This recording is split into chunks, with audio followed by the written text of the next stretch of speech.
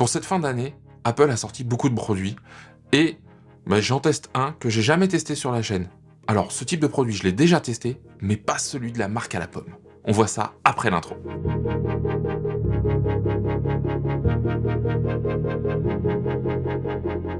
Bonjour, bienvenue sur la chaîne Les Tests de Cyril. Ici, on parle de tech, photo, vidéo, audio, et aujourd'hui, une de mes marques préférées, si ce n'est ma préférée, eh bien, on va parler d'Apple.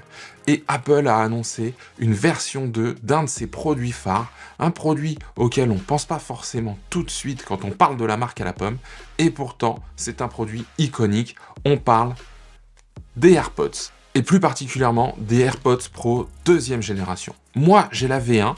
Alors, la V1, là, c'est dans une petite coque, mais voilà, j'ai la V1. Et cette vidéo, elle va être chapitrée. Pourquoi ? Parce que je veux faire plusieurs choses. Je veux déjà vous donner un retour sur l'audio, mais aussi sur l'annulation de bruit, et surtout faire un comparatif. Un comparatif avec la V1, et également un comparatif avec une paire d'écouteurs que j'avais testé et que je recommande pour son prix. C'est les Nothing Ear. Ce n'est pas la même qualité que les AirPods Pro, et pourtant, je les trouve très bons. D'accord ? Donc, c'est pas au même niveau, mais c'est prix de base 100 €. On les trouve parfois en promotion à 75 €. Là, on est presque à 300 €. On est à 299 € pour la V2. Alors, je vais commencer par le déballage et je vous laisse regarder. Profitez de tout parce que je pense que ça peut être intéressant. Et normalement, s'il y a des choses qui vous intéressent plus particulièrement, les chapitres sont juste en dessous. On commence par le déballage. Tout de suite, donc la boîte. Ici, la partie, comme d'habitude, livret, tout ça. Le déballage va aller vite. Et la partie boîtier avec les AirPods dedans. Je vais un peu plus loin, pourquoi ? Parce qu'en dessous, qu'est-ce qu'on a ? On a le câble de recharge USB-C Lightning. Ils sont restés en Lightning dans la recharge. Les fans qui voulaient du USB-C pour un peu harmoniser tout ça, c'est pas tout de suite. Et surtout, on a les embouts. Donc les embouts, on a du XS, du S et du L parce que,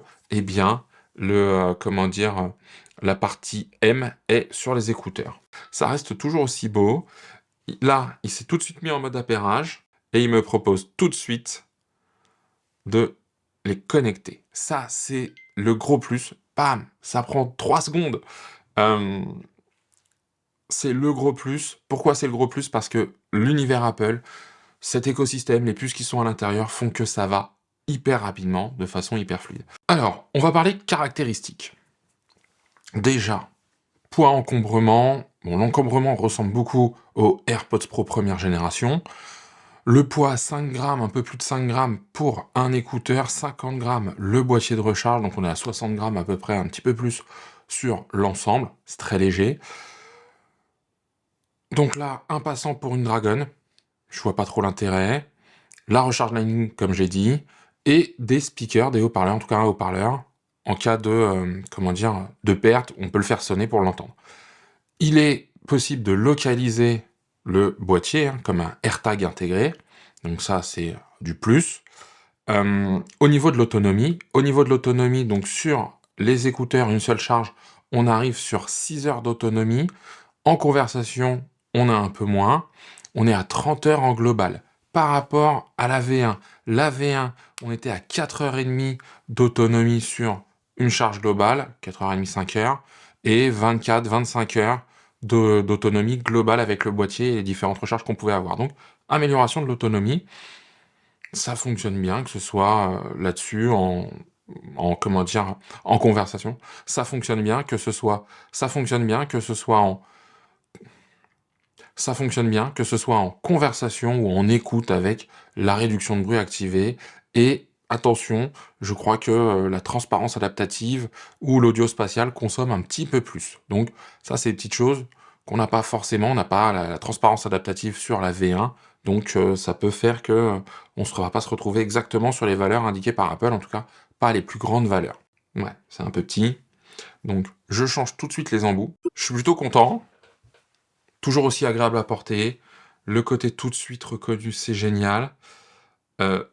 Transparence adaptative maintenant, donc c'est-à-dire que le mode transparence n'est pas un mode maintenant très linéaire, les bruits les plus importants seront plus réduits, alors que, en tout cas, seront réduits, alors que dans le mode transparence, bah, si vous passez à côté d'un marteau-piqueur, il n'est pas forcément réduit. Alors, je vais mettre une petite musique, je vais écouter, déjà, me dire, tiens, je me mets toujours par rapport à ce que je connais, hein. Tout de suite, je le dis, hein, on est là, j'ai écouté une chanson et je peux tout de suite vous le dire. Les basses sont plus présentes, sont boostées, je ne sais pas, c'est impressionnant. Ça fait plus profond, ça fait plus... ouais, ça fait un peu moins nasillard. Alors, les premiers ne sont pas nasillards, mais j'ai pas d'autres mots, en tout cas les aigus, etc. Alors, je le dis, hein, je fais une petite aparté, quand je fais des revues, on me dit ça manque de précision, etc. Ouais, mais si vous voulez avoir des trucs hyper précis, allez voir Pépé Garcia. D'accord? C'est le maître. Donc je le dis, venez pas me voir moi je vulgarise, j'ai pas tous les termes techniques. Je fais de la pub pour quelqu'un d'autre, c'est pas grave. Moi, je préfère que vous alliez voir un spécialiste. Mais là, juste dans ce que je viens d'utiliser, l'audio est au-dessus. Ils ont amélioré l'audio. La réduction de bruit, il y aura une partie sur la réduction de bruit où j'irai l'essayer en extérieur, où il y a du bruit. Comme ça, je pourrais mieux m'en rendre compte. Les bruits de fond, etc. C'est assez impressionnant. Moi, c'est le premier truc qui me vient là. C'est que c'est assez impressionnant parce que ça n'a pas changé. Plus que ça, de taille, de forme, c'est un truc de dingue quand même, hein, je le dis, parce que je suis bluffé. Pour contrôler le volume, ici, il y a, j'espère que vous le verrez, alors, voilà. Ici, il y a une petite partie plate, d'accord? En montant, je monte le volume, en baissant, je descends le volume. Alors, c'est bien, c'est très bien que ça ait été rajouté, ça, je trouve ça bien, pas avoir à sortir son iPhone pour régler le volume. J'aurais aimé que ce soit là. Là, c'est sur le méplat, et le méplat, il est par là, en fait. Il est devant. Il est pas sur le côté. Vous voyez, c'est plus simple pour moi de faire ça que de faire comme ça. Mais ça marche bien, hein, c'est réactif. Il n'y a pas ça sur la V1, c'est un gros ajout pour moi sur la V2. Je vais comparer avec les Nothing Ear. Pareil, je le dis, je n'ai pas testé tous les intras à réduction de bruit du marché. Je pense aux Bose ou aux Sony. Je les ai jamais eus, donc je peux pas les comparer. Je sais que parfois certains dans les commentaires me disent « Ouais, mais t'as pas écouté cela. » Bah ouais, je les ai pas écoutés, donc comme je les ai pas écoutés, j'en parle pas. Là, je fais comparatif. J'ai les AirPods Pro 2, les AirPods Pro 1 et les Nothing Ear 1. C'est simple. Les Apple sont devant. La version 2 est bien au-delà de la version 1. Les Nothing Ear sont en retrait, d'accord? Le son est correct, mais au niveau basse, par exemple, rien à voir. Déjà, entre les Nothing Ear et la V1 des AirPods Pro, rien à voir. Mais alors, la V2 met une claque aux deux autres, d'accord? C'est une certitude. C'est assez fou d'ailleurs, hein. Je le dis là, pousser à fond le son, c'est vraiment quelque chose qui envoie du pâté et qui me met une baffe. Voilà, j'ai pas d'autres mots par rapport à ça. Donc, au niveau des commandes, si j'appuie une fois, je lance la lecture. Si j'appuie deux fois, je passe au morceau suivant. Si j'appuie trois fois, je reviens en arrière. Si je fais un appui long, je change le mode. D'accord? Si je balaye vers le haut, je règle, ou vers le bas, je vais, changer le volume. Et ça fonctionne avec l'assistant vocal d'Apple, je ne dirai pas, pour ni le déclencher chez vous, ni le déclencher chez moi maintenant. Alors, je continue sur les avantages et les inconvénients. Ces écouteurs, donc les AirPods Pro deuxième génération, bénéficient du Bluetooth 5.3, mais au niveau des codecs utilisés, c'est soit du SBC, soit du AAC, donc c'est plutôt avec pas mal de pertes. On n'a pas d'aptX, du lossless, ce genre de choses là-dessus, hein. C'est pas un casque, et même dans certains écouteurs, certains proposent de meilleures qualités de codec. Donc ça, c'est un autre point à prendre en compte. Je pense avoir fait le tour de ce déballage prise en main. Alors ce qu'on va faire maintenant, c'est que je vais tester les micros, mais je vais tester les micros des trois solutions que j'ai, hein. Les Nothing Ear, les AirPods Pro, première génération, deuxième génération. Donc je vais sortir mon iPhone, juste là. Je vais me mettre sur une application qui va me permettre d'enregistrer avec les micros externes. Alors, je vais utiliser l'application Filmic, parce que sur Filmic, je peux m'enregistrer, je sélectionne l'audio, je suis bien sur les AirPods Pro, Bluetooth, etc. Ça marche. Et voilà, c'est parti. Donc là, je m'enregistre avec les AirPods Pro première génération. Voilà ce que ça donne. Ça vous donne une idée de ce que ça peut faire. À vous de me dire dans les commentaires là où ça sonne le mieux. Deuxième test avec les Nothing Ear. Donc là, c'est le micro de cette petite paire d'écouteurs, beaucoup moins cher. À vous de me dire encore une fois si la différence est flagrante ou pas. Et là où vous entendez le meilleur son, forcément le micro perche qui est au-dessus, normalement doit être meilleur, en tout cas je l'espère, sinon ça me ferait mal. Et donc cette fois-ci, eh bien, je suis avec les AirPods Pro deuxième génération. Voilà, vous faites une idée encore une fois du son que j'obtiens avec les micros. Est-ce qu'ils ont amélioré la qualité? Trois fois Filmic me propose donc du AAC en 16 kHz. Normalement, moi, je suis avec du 48 kHz. Donc, c'est une différence. Mais comme ça, bah, vous avez une idée. Ça me donne moi déjà un retour. De ce que j'entends, le son a l'air plus net, moins criard avec les AirPods Pro 2. On verra en post-production et vous me le direz dans les commentaires. Ce que je fais, c'est qu'on se retrouve en extérieur où je vais tester l'annulation de bruit et après on revient ici pour la conclusion. Alors, comme je vous l'avais dit, on se retrouve dehors, hein. Là, maintenant, je suis en extérieur. Je ne sais pas si vous entendez. Juste là, vous voyez, là, juste derrière cette palissade, eh bien, j'ai une nationale. Là, c'est en train de rouler, hein, quand même, pas mal. Donc, on est bien servi. Et donc, l'idée, c'est vraiment de faire un comparatif de l'annulation de bruit. On va comparer avec les trois paires d'écouteurs, hein. Je le rappelle, AirPods Pro 1, AirPods Pro 2 et que je dise pas de bêtises, et vérifier que je les ai, hein, les Nothing Ear. D'accord? Donc là, je teste avec les Nothing Ear. Comme je le disais, les Nothing Ear, donc je rappelle, hein, là il y a la nationale, ça passe. Je ne sais pas si vous l'avez entendu au début avec les micros. Moi, je fais une petite isolation de la voix pour améliorer l'audio. Donc j'ai laissé certainement, je vais laisser une partie sans l'annulation. Et donc là, comme je disais, bon bah voilà. Donc j'entends encore les voitures, je l'entends. Ça atténue quand même, hein, il faut se le dire, mais c'est pas la meilleure. Je vais tester les AirPods Pro première génération. Alors j'ai eu un petit son, enfin en tout cas un petit souci à la prise de son. Là ça va beaucoup mieux parce que là je suis chez moi, je viens juste de tourner la scène en extérieur, donc je vous partage à chaud mon retour. Les AirPods Pro 1 sont meilleurs que les Nothing Ear. C'est pas la folie, ça laisse encore passer des sons, c'est moins bon que certains casques, bien évidemment, mais on est sur quelque chose quand même qui fonctionne plutôt bien et qui est agréable à porter comme d'habitude. Donc ça, c'est plutôt un point positif. Maintenant, on passe aux AirPods Pro deuxième génération. Alors, vous n'allez pas forcément voir la différence au niveau de l'esthétique, mais je viens de mettre les AirPods Pro deuxième génération. Et on est 2-3 crans au-dessus de ce qu'il y avait avant. Parce que moi là j'ai le retour, vous avez le son des DJI Mic, j'ai le retour dans les oreillettes, hein, donc dans les AirPods, et tout à l'heure j'avais encore les bruits de fond, etc. Ils étaient atténués mais présents. Là franchement il faut vraiment avoir des choses qui soient vraiment beaucoup plus fortes pour que je puisse encore les percevoir. Le bruit de fond, vous savez, le fond sonore du roulement, il est complètement atténué. C'est un truc assez époustouflant parce que on vient de passer un cap.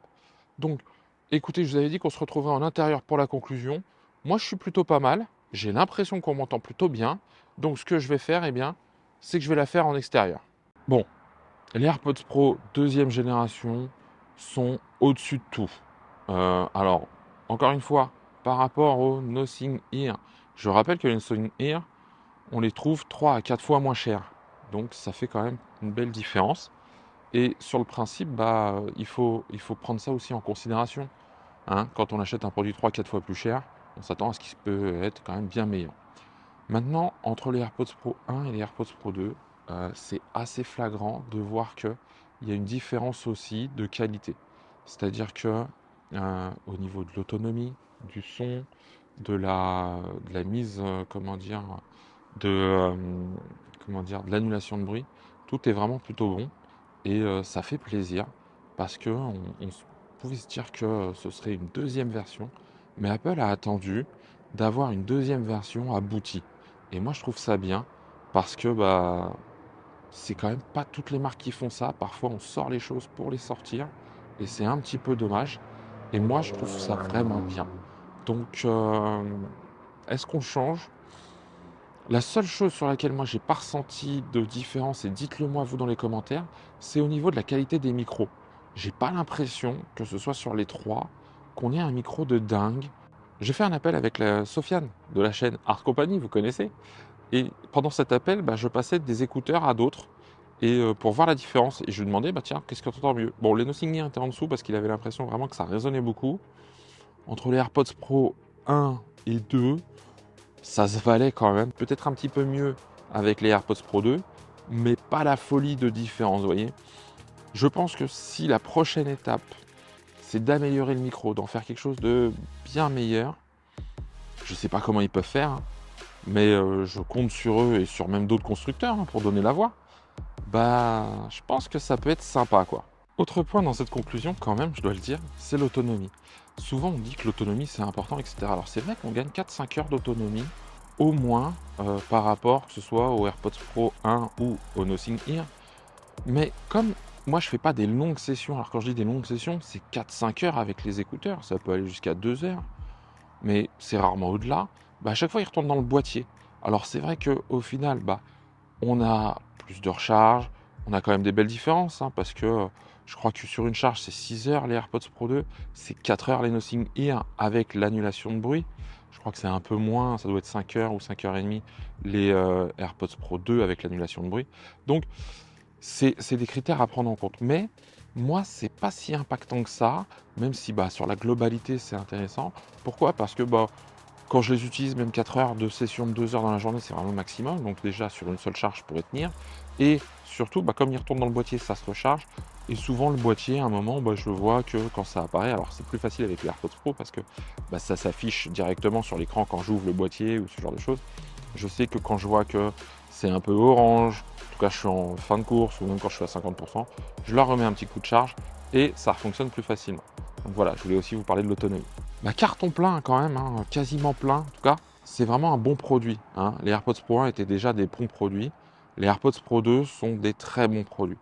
Donc voilà, si ça vous intéresse, allez-y, testez. Si vous avez la possibilité de comparer, parce que vous avez la première génération, passez de l'un à l'autre, vous allez vite vous rendre compte quand même que les différences sont importantes. Voilà, donc si cette vidéo vous a plu, comme d'habitude, on met le pouce en l'air, on s'abonne, on active la cloche. Bientôt un nouveau produit Apple, je suis en train de le tester. Produit GI aussi à venir. Donc voilà, la cloche c'est important. Il ne me reste plus qu'à vous dire à très bientôt pour un nouveau test. Et surtout, prenez soin de vous.